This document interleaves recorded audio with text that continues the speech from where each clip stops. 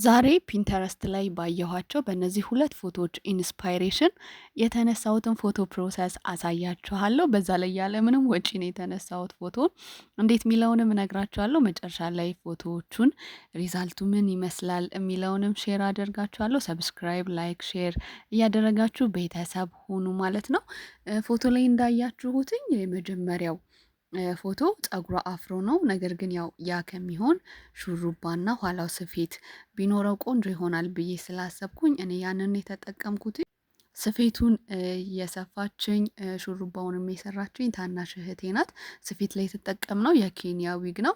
እንዴት ነው የተሰራው የሚለውን ደግሞ ማየት ከፈለጋችሁ አሳውቀኝ ኮሜንት ላይ፣ በሌላ ቪዲዮ ሰራላችኋለሁ ማለት ነው። ልብሴ ደግሞ እንዳያችሁትኝ ጋቢ ነው። ጋቢ ሆኖ ገና መሀሉ ያልተሰፋ አዲስ ጋቢ ነው የተጠቀምነው። ቤት ውስጥ ስለነበረ እሱን የተጠቀምነው።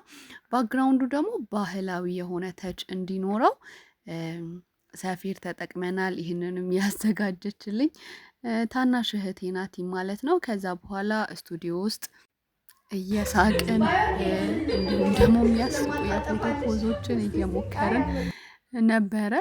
ፎቶውን የምታነሳኝ ደግሞ እህቴ ናትኝ። ዳጊ ስቱዲዮ የራሷ ፎቶ ቤት አላትኝ።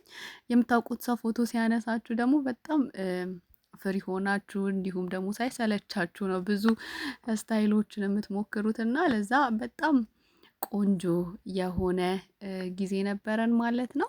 በስተመጨረሻ እንግዲህ እነዚህን የሚመሳስሉ ቆንጆ ቆንጆ ፎቶዎች አንስታኛለች ማለት ነው። ፎቶዎቹን እስቲ እንዴት አያችኋቸው? እናንተ ደግሞ ከ10 ሬት አድርጓቸው። በሌላ ቪዲዮ እስከምንገናኝ ድረስ ሰብስክራይብ እያደረጋችሁ ቤተሰብ ሁኑ። ሰላም ሁኑ።